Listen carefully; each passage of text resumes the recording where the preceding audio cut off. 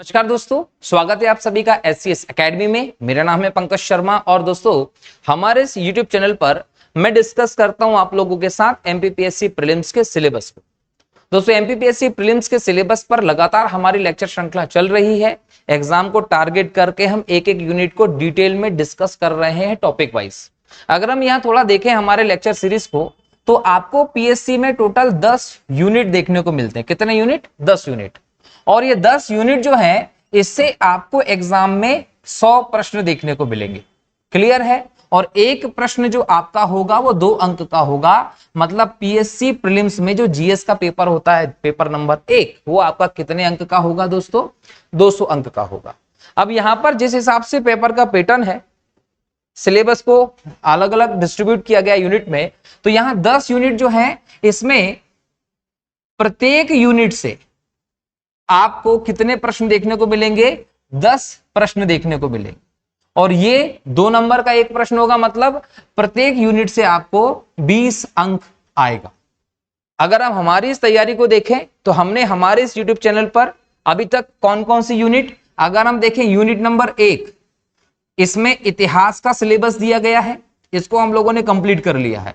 मतलब यहां से आपके 10 प्रश्न जो होंगे वो आ जाएंगे।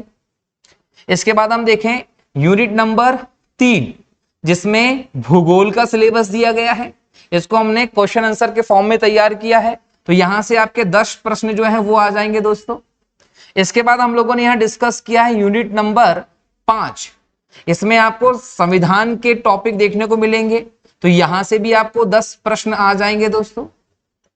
इसके बाद हम लोगों ने डिस्कस किया है यूनिट नंबर 6, जिसमें अर्थव्यवस्था से संबंधित टॉपिक दिया है। तो यहां से भी आपके आ जाएंगे दोस्तों 10 प्रश्न। इसका मतलब यह है कि अभी तक हम ये 4 यूनिट के माध्यम से 40 प्रश्न अर्थात 80 अंक का डेटा तैयार कर चुके हैं। अब इसमें एक और चीज आप समझिए कि हम लोग 4 यूनिट खत्म कर चुके हैं और अभी भी हमारे सामने एग्जाम की दृष्टि से 2 महीने हैं। तो बाकी के यूनिट्स भी हम एक एक करके पूरा करते चले जाएंगे। हालांकि यहां अगर हम देखें कि यूनिट 2 और यूनिट 4 जो है वो भी हमारे YouTube चैनल पर अपडेट है। यहां आप देखिएगा कि इन दोनों में आपको MPGK दिखाई पड़ता है।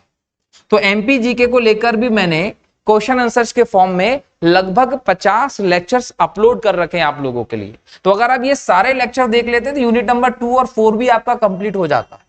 और 2 और 4 भी आपका कंप्लीट हो जाता है। तो इस प्रकार से आपकी 5 यूनिट जो है दोस्तों, है ना, 5 4 ही हो जाएंगी, 6 यूनिट जो है आपकी वो कंप्लीट हो जाएंगी हमारे इस YouTube चैनल से। मतलब आपके लगभग हम देखें 60 प्रश्न 120 अंक सुनिश्चित होंगे।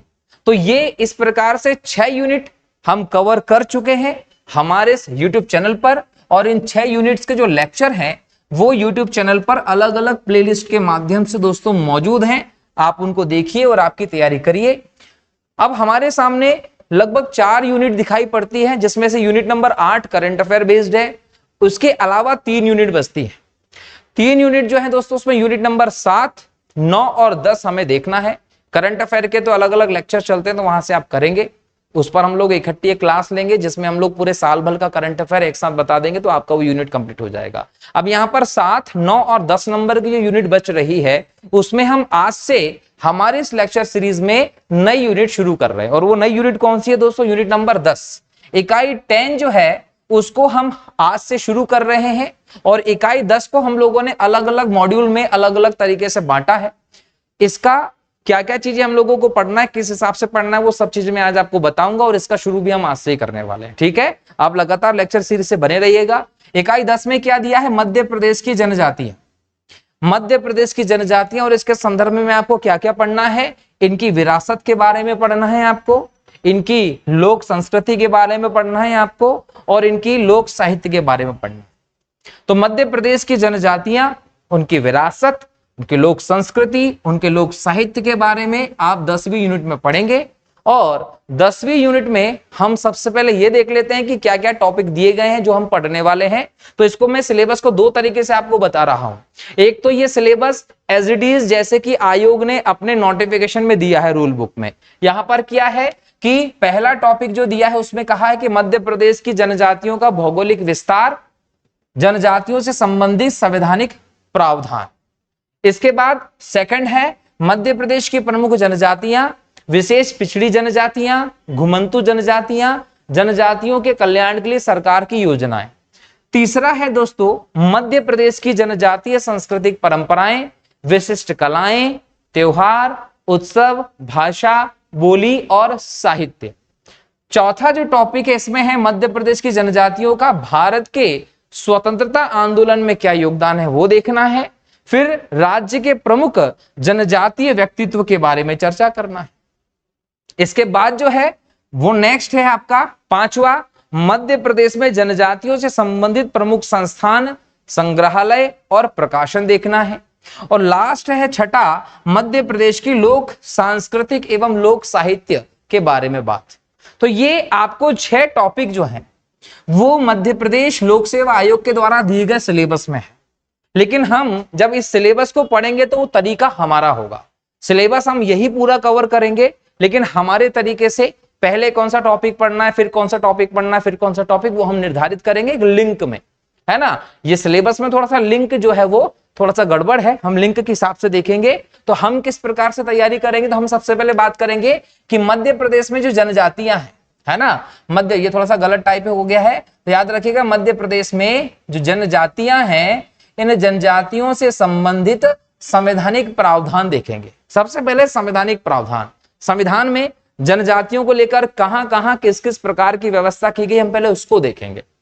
उसके बाद हम बात करेंगे कि मध्य प्रदेश में प्रमुख जनजातियां कौन कौन सी हैं। मध्य प्रदेश में प्रमुख जनजातियां देखेंगे।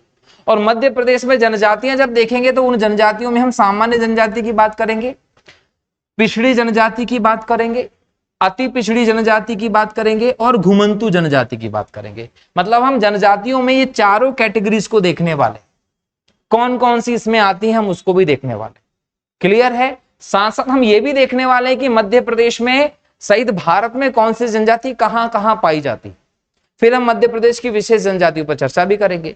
फिर हम लोग जनजातियों के बारे में कुछ विशेष तथ्य देखेंगे, जिसमें हम लोग बात करेंगे कि जनजातियों का भौगोलिक विस्तार कहां है, उनकी सांस्कृतिक परंपराएं, उनकी विशिष्ट कलाएं देखेंगे। हम त्योहार की बात करेंगे, उत्सव की बात करेंगे, भाषा की बात करेंगे, बोली की बात करेंगे, साहित्य की बात करेंगे।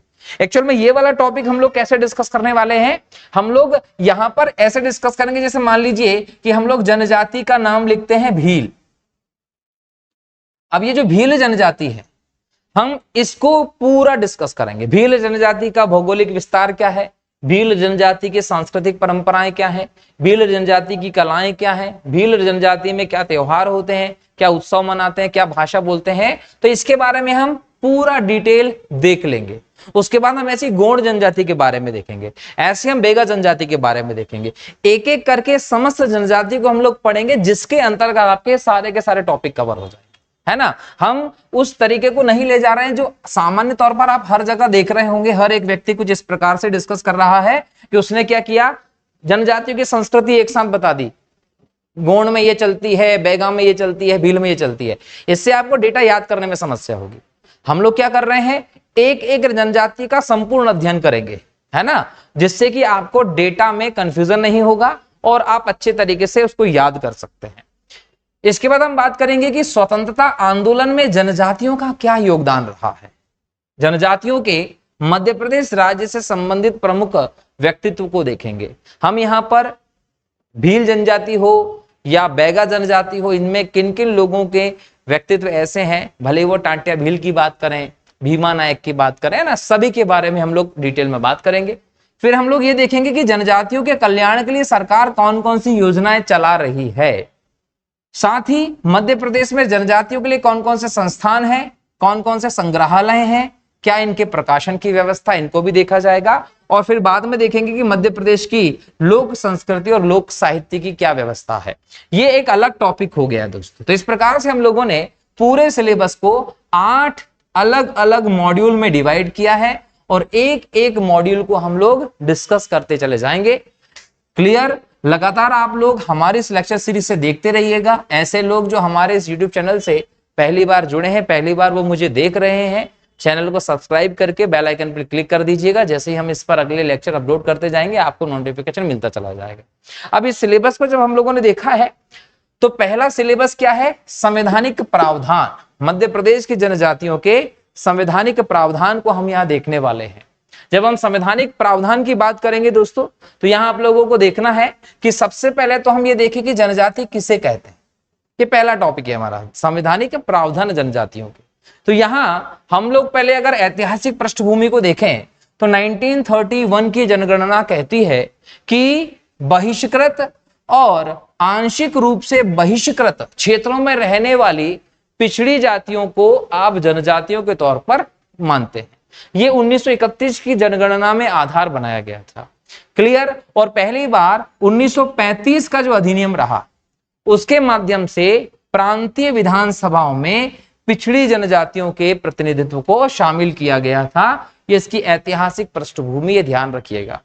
अब यहां पर हम अगर देखें कि जनजातीय किसे कहते हैं, तो जनजातीय किसे कहते हैं इसको लेकर जो बात की गई वो पहले 1931 की गणना में की गई।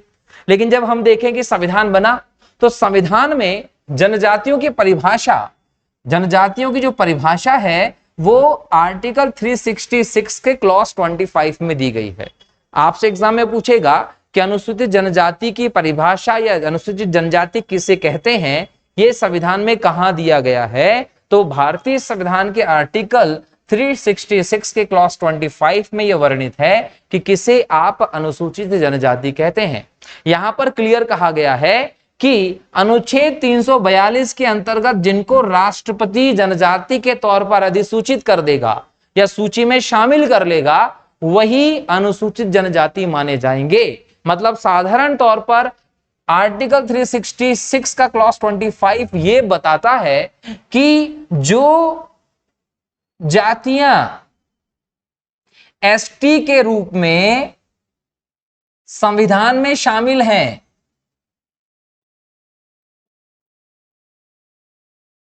उनको आप क्या कहेंगे? अनुसूचित जनजाति कहेंगे।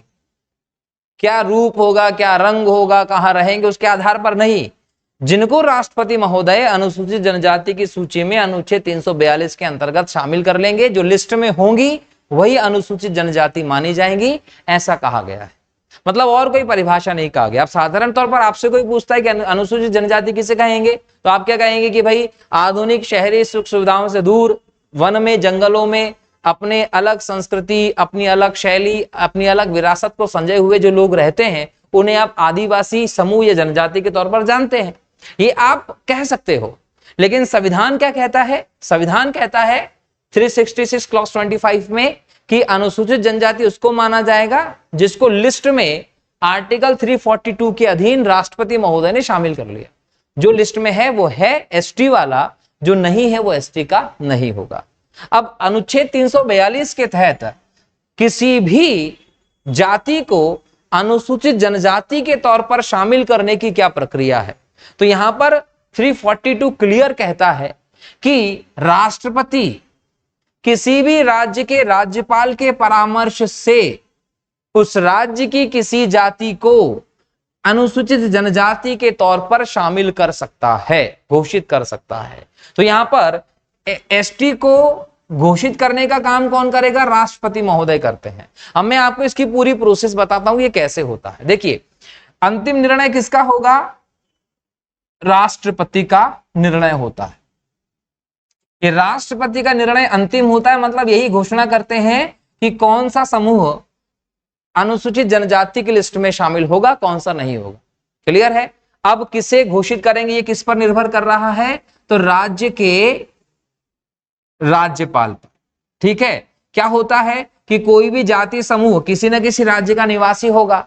अब उस राज्य में उस जाति समूह की स्थिति को देखा जाएगा कि उसकी स्थिति क्या है, आर्थिक स्थिति, सामाजिक स्थिति, राजनीतिक स्थिति सब देखी जाएगी, उसकी पिछड़ेपन को देखा जाएगा और उसको देखने के बाद यहां पर राज्य सरकार क्या करेगी? उसका प्रस्ताव लाएगी। क्लियर है? और उस प्रस्ताव पर चर्चा की जाएगी कि हाँ भाई इस कारण से इसको हम लोगों को अनुसूचित जनजाति के तौर पर शामिल कर लेना चाहिए।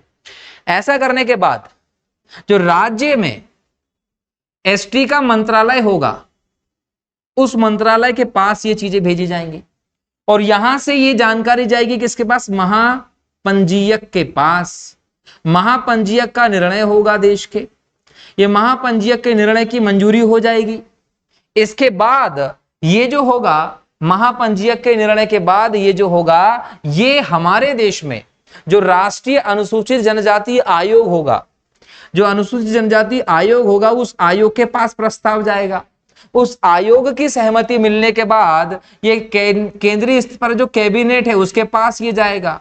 ये कैबिनेट की मंजूरी मिलने के बाद राष्ट्रपति इसको अनुच्छेद 342 के तहत किसी भी सूची में शामिल कर लेते हैं। मतलब इसमें राष्ट्रपति शामिल करेगा राज्यपाल के परामर्श पर, लेकिन इस पूरी व्यवस्था को आपको अपनाना होगा, ये ध्यान रखिएगा। तो इस प्रकार से किसी भी जाति को एसटी के तौर पर मान्यता मिल जाती और वह सभी सुविधाएं पाता है जो संविधान या कानून के तहत एसटी समुदाय के लिए की गई।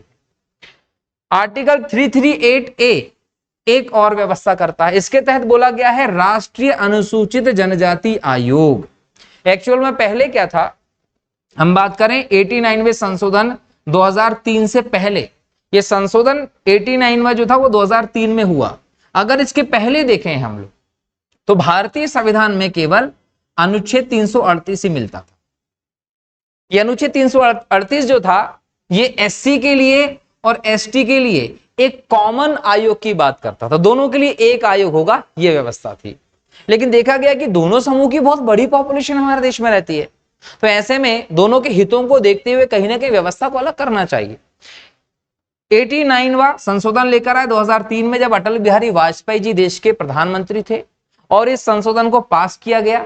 इसके माध्यम से संविधान में 338A सेक्शन जोड़ा गया और इसके माध्यम से राष्ट्रीय अनुसूचित जनजाति आयोग की व्यवस्था अलग कर दी गई और पहली बार 2004 में देश में एसटी के लिए अलग कमीशन बनाया गया, जो एसटी के विकास, उनकी संभावनाएं आदि को लेकर देश में काम करने वाला सर्वोच्च निकाय है। क्लियर? तो यहां पर संवैधानिक प्रावधान जो हम देख रहे हैं एसटी से रिलेटेड, उसमें हम लोगों ने आर्टिकल 366 क्लॉज 25 देखा है, आर्टिकल 342 देखा है, हमने आर्टिकल 338A देखा है। इसकी जो भी इसके अंदर व्यवस्थाएं वो याद रख लीजिएगा। यूनिट 10 से अगर क्वेश्चन पूछेगा वहां पर सीधे दिया है संवैधानिक प्रावधान क्या है, क्वेश्चन कुछ भी पूछ सकता है।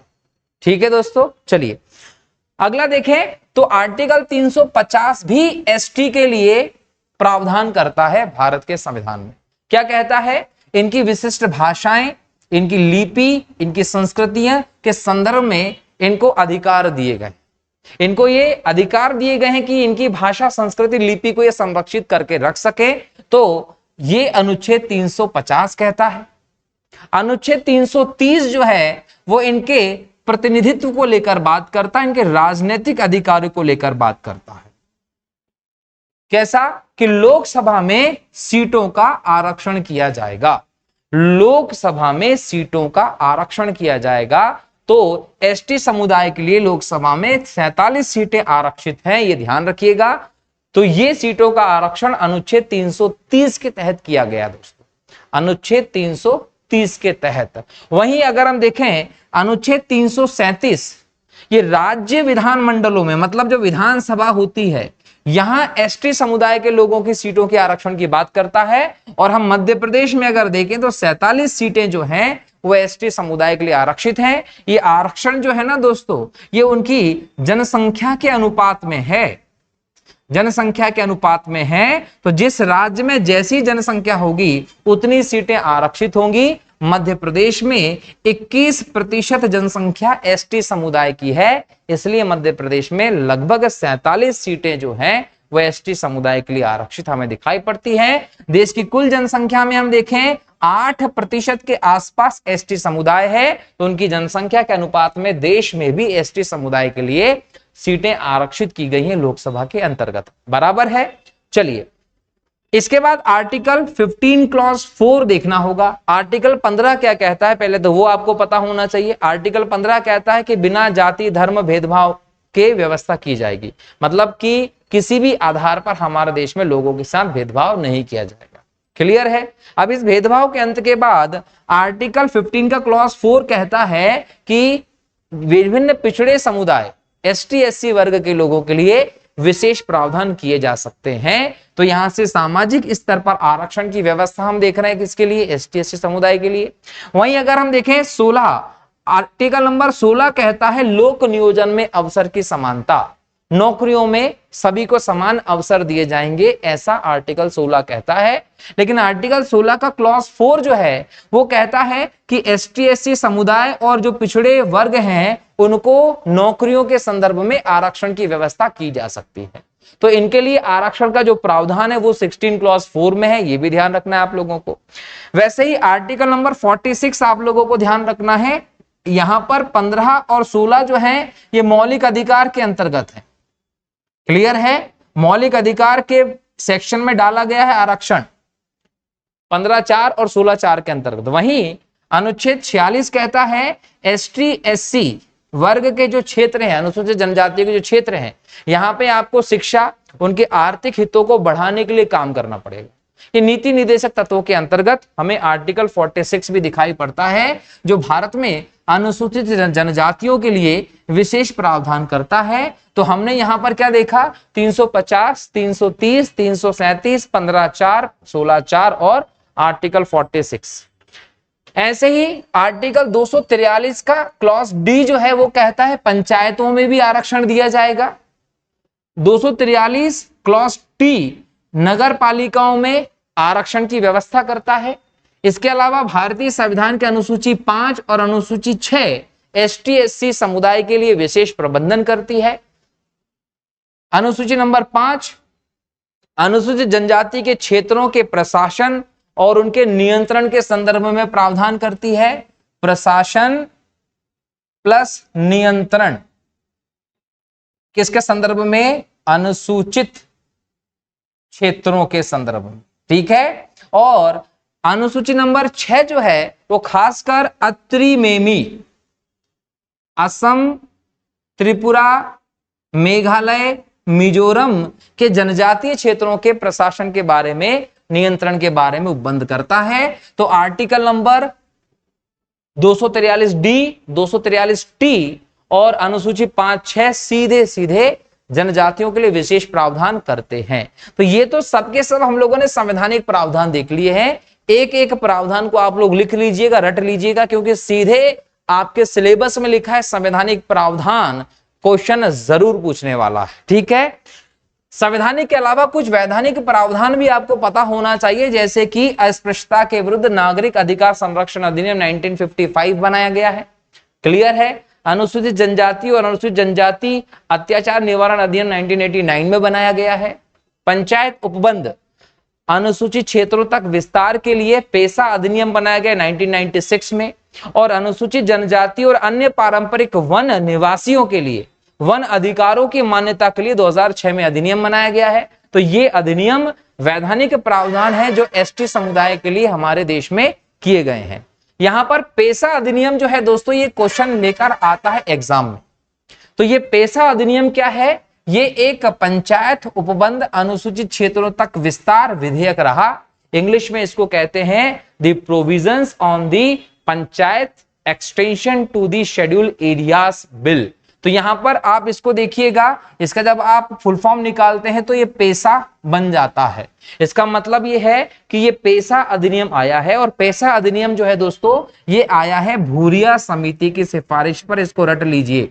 भूरिया समिति कब बनी थी, 1995 में। और इस भूरिया समिति ने सिफारिश की थी कि जो जनजातीय क्षेत्र हैं यहां पंचायतों के अधिकारों का विस्तार करना चाहिए, क्योंकि आर्टिकल 243 का क्लॉज एम जो है वो कुछ क्षेत्रों में, अनुसूचित क्षेत्रों में भाग 9 जो है उसके उपबंधों को कतिपय लागू न होने की बातें करता था। तो ऐसे में यहां पर दिक्कतें आती थी। तो यहां भूरिया समिति ने जो 1995 में बनाई गई थी, इसने सिफारिश की कि जो पंचायत संबंधी उपबंध हैं उनका विस्तार अनुसूचित क्षेत्रों तक करिए, अनुसूचित क्षेत्रों में ग्राम सभाओं को मजबूती प्रदान करिए, अनुसूचित क्षेत्रों में पंचायतों को मजबूती प्रदान करिए, ताकि यहां पर जो एसटी एससी समुदाय के लोग रह रहे हैं उनको, उनकी संस्कृति को मजबूती मिले, संरक्षण वो कर सके। क्लियर। प्रारंभ में ये पैसा अधिनियम जो था वो 8 राज्यों में लागू हुआ था, जो जनजातियों की दृष्टि से इंपॉर्टेंट थे, जिसमें आंध्र प्रदेश, बिहार, गुजरात, हिमाचल प्रदेश, महाराष्ट्र, मध्य प्रदेश, उड़ीसा और राजस्थान शामिल था। लेकिन यहां मध्य प्रदेश से छत्तीसगढ़ अलग हो गया और आंध्र प्रदेश से तेलंगाना अलग हो गया, तो छत्तीसगढ़ और तेलंगाना को भी इसमें जोड़ा गया है। तो एग्जाम में आपसे पूछेगा कि वर्तमान में पैसा अधिनियम भारत के कितने राज्यों में लागू है, तो 10 राज्यों में पैसा अधिनियम लागू है, ये ध्यान रखेंगे।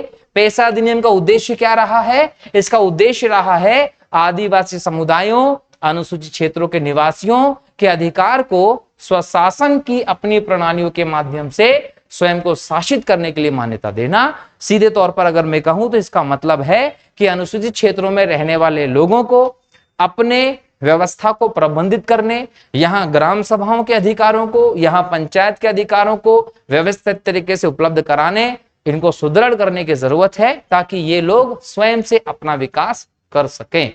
तो ये जो हम लोगों ने डिस्कशन किया है, ये पूरा डिस्कशन जो है दोस्तों, ये यूनिट 10 जो है एमपीपीएससी प्रीलिम्स का, उसका पहला टॉपिक हम लोगों ने किया कि जनजातियां क्या हैं, इनके संवैधानिक और वैधानिक प्रावधान क्या हैं। क्वेश्चन यहां से अवश्य आना चाहिए और आएगा भी दोस्तों। जो भी लेक्चर ये चल रहा है उसको अच्छे से न सिर्फ सुनिए बल्कि नोट कर लीजिए। और मैंने पहले भी कहा है कि ऐसे लोग जो हमारे इस यूट्यूब चैनल पर पहली बार जुड़े हैं, पहली बार वो मुझे देख रहे हैं, तो दोस्तों चैनल को सब्सक्राइब जरूर कर लीजिए, ताकि जैसे जैसे लेक्चर अपलोड होंगे आप लोग उसको देख सकें। और जितने भी यूनिट हम लोगों ने अभी तक कंप्लीट की है हमारे इस यूट्यूब चैनल पर, उनकी प्लेलिस्ट बनी हुई है। एक एक लेक्चर को देखकर नोट कर लीजिए। और आपको जब नोट्स की जरूरत हो पीडीएफ की, तो हमारे टेलीग्राम चैनल की लिंक भी डिस्क्रिप्शन में दी गई है। आप टेलीग्राम पे सीधे हम लोगों को मैसेज कर सकते हैं, हम आपको पीडीएफ नोट्स भेज देंगे दोस्तों। ठीक है, तो मिलता हूं अगले लेक्चर में नए टॉपिक को लेकर। तब तक के लिए बहुत बहुत शुक्रिया दोस्तों। जय हिंद, जय भारत, वंदे मातरम, जय श्री राम दोस्तों।